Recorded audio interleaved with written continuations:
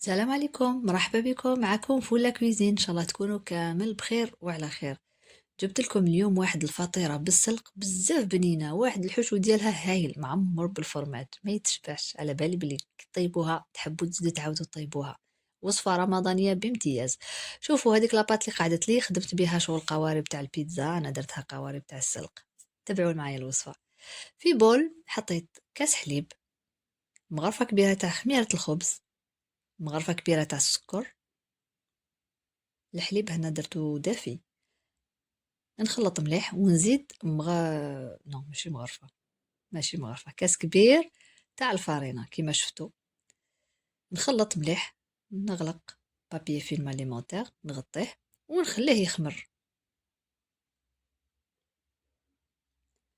بعد ما يخمر راح نضيفلو مغرفة صغيرة تاع الملح، قيس 4 مغارف حتى 5 مغارف كبار تاع الزيت. الزيتون تقدروا تستعملوا زيت صونغو، زيت نباتية نورمال. نخلط مليح، من بعد نبدا نضيف في الفارينة. راني درت هنا الكاس الاول، من بعد نشوف اذا تسحق نزيد لها ولا لا. نروحو غير بالعقل.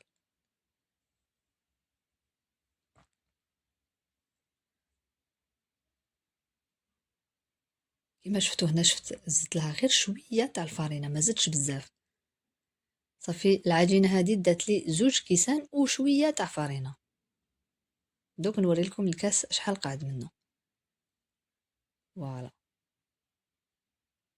نحطها فوق طاوله العمل وندلكها واحد يا ربي 2 دقائق فقط، ما تسحقش تدلك بزاف.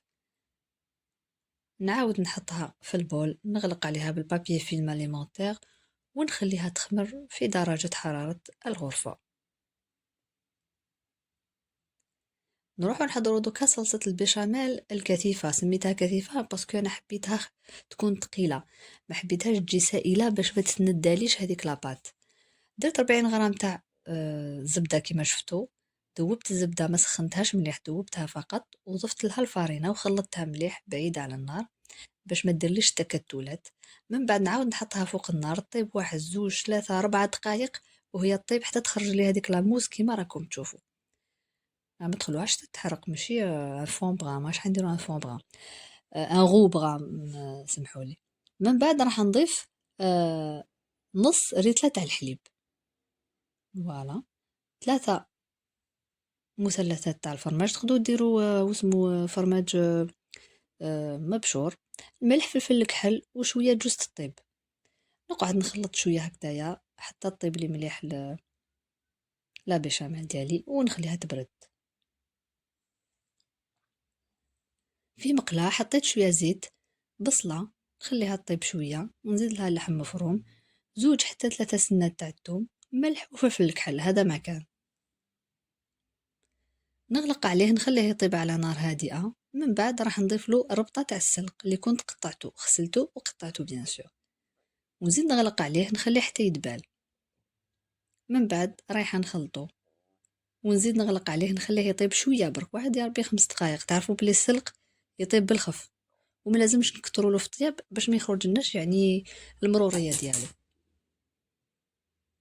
من بعد ما يطيب نروح نضيفه مباشره على لاصوص بيشاميل اللي حضرتها. هنا راح نزيد الفرماج مكعبات، قطعته مكعبات، درت فرماج احمر، تقدروا ديروا اي نوع اخر تاع الفرماج.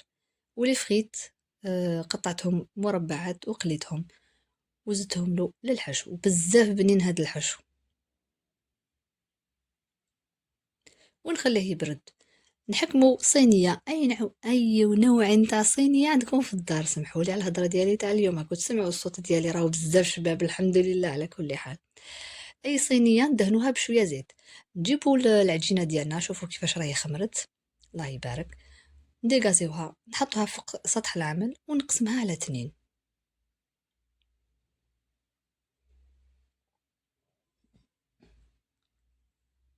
وحده فيهم نحطها في البابي فيلم اليمونتير ونخليها تريح، والاخرى نفتحها بالحلال على شكل دائري ونروح نحطها فوق السنيوه ديالي ولا البلاطو ديالي اللي عندكم في الدار.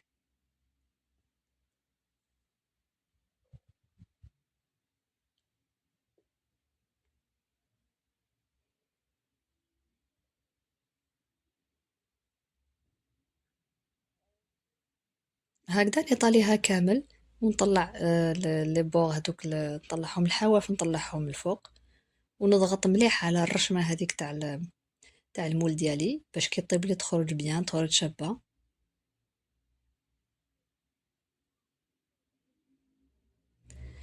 فوالا نجيب الفرشيطه نتقبها هكذا شويه، نعمرها بالحشو اللي كنت حضرته. هاد الحشو بزاف هايل، غير خبيو الوصفه لرمضان رايحين تسحقوها، بزاف هايله بنينه بنينه.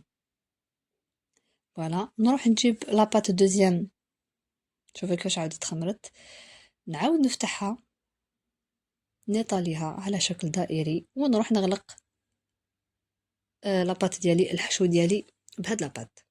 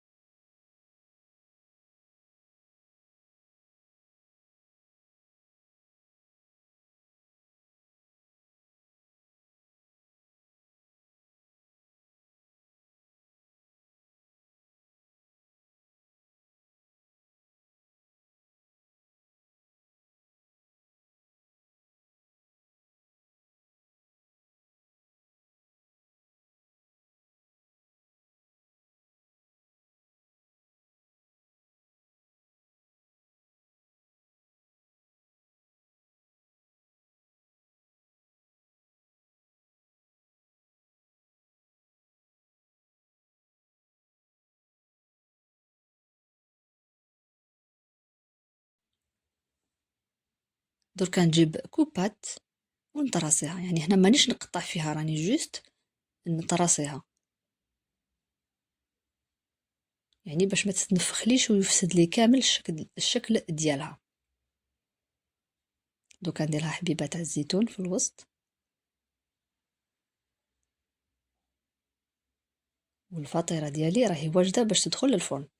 لاباط هذيك اللي قعدت لي شويه نحطها فوق بابي كويسون، نحلها على شكل قارب طويل كيما راكم تشاهدوا، وندهنها غير بالبيض هذاك اللي قعد لي من قبل، وندير لافارس اللي قعدت لي تاع السلق.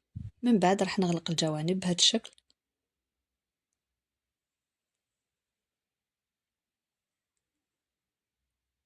ونقطعها هكذايا بالمقص باش يعطيني شكل جميل، ونزيد ندهنها بالبيض، وندخلها للفرن الطيب على 180 درجة حتى يتحمروا مليح مليح.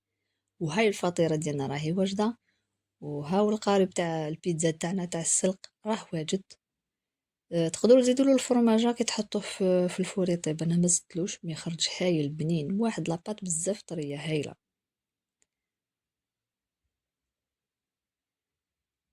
فوالا شوفوا لي النتيجه. دوك نزيد نقطع لكم اون طرونش تاع الفطيره كيما شفتوا، زينتها بشويه طوماطيش من الفوق وشويه معدنوس. شوفوا لي الحشو هذاك لداخل كيفاش جاي، وشوفوا لي الرشمه هذيك شحال هايله. ان شاء الله تعجبكم الوصفه.